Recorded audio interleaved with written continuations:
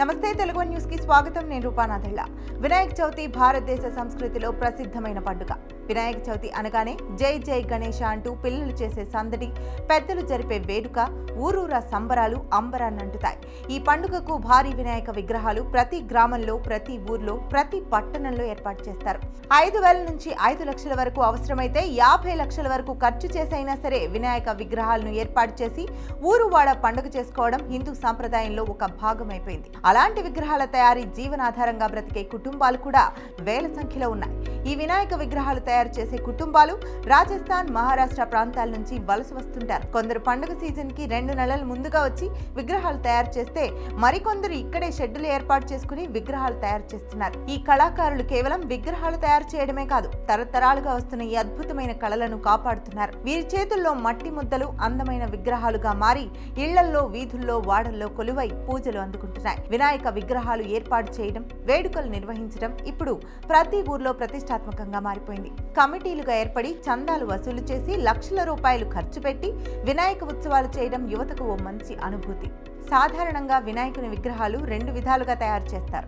అదొకటి పర్యావరణానికి ఏమాత్రం హాని కలిగించని మట్టి విగ్రహాలు, అలాగే పర్యావరణానికి హానికర రసాయనాలతో తయారయ్యే విగ్రహాలు. ప్లాస్టర్ ఆఫ్ ప్యారిస్ విగ్రహాల తయారీలో రంగులు కీలక పాత్ర పోషిస్తాయి. ప్రధానంగా వినాయకుడి విగ్రహానికి జీవం పోసే రంగులు పర్యావరణానికి ఒక్కోసారి ప్రమాదకరంగా మారతాయి.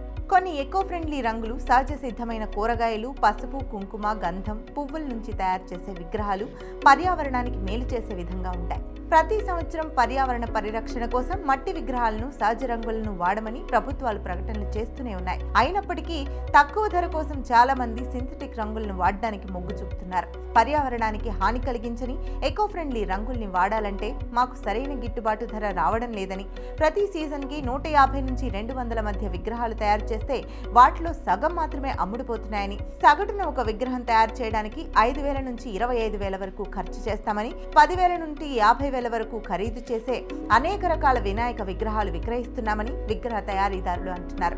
వినాయక ఉత్సవ కమిటీలకు ఒక్కో సందర్భంలో ప్రత్యేకంగా భారీ విగ్రహాలు కూడా తయారు చేస్తామని అంటున్నారు. ఒక సందర్భంలో వాతావరణం అనుకూలించక విగ్రహాలు అమ్ముడుపోకుండా మిగిలిపోతాయని, అప్పుడు తీవ్రమైన నష్టం వస్తుందని విగ్రహ తయారీదారులు ఆవేదన వ్యక్తం చేస్తున్నారు. పర్యావరణానికి ఎటువంటి హాని కలగకూడదంటే మట్టి బొమ్మలు అయితేనే బాగుంటుంది కదా. కరెక్టే, కానీ మొత్తం ప్రజలు మొత్తం ఎలా చేస్తే అలా చేయాలి కదా. ఎక్కువ శాతం ప్లాస్టర్ ప్యారిస్ చేస్తారు. దానివల్ల మాకు భారీ ఎత్తుల బొమ్మలు కానీ ప్లాస్టర్ ప్యారిస్ బొమ్మ ఉంటుంది.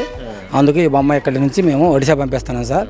అయితే ప్రస్తుత పరిస్థితుల్లో ప్రభుత్వ ఆదేశాలను, భవిష్యత్ తరాల జీవితాలను దృష్టిలో పెట్టుకుని, కళాకారుల కష్టాన్ని, పర్యావరణ పరిరక్షణను దృష్టిలో పెట్టుకుని ప్రతి ఒక్కరూ వినాయక ఉత్సవాలకు మట్టి విగ్రహాలు, సహజ రంగుల విగ్రహాలని ఎంచుకోవాలని పలువురు పర్యావరణ ప్రేమికులు కోరుతున్నారు.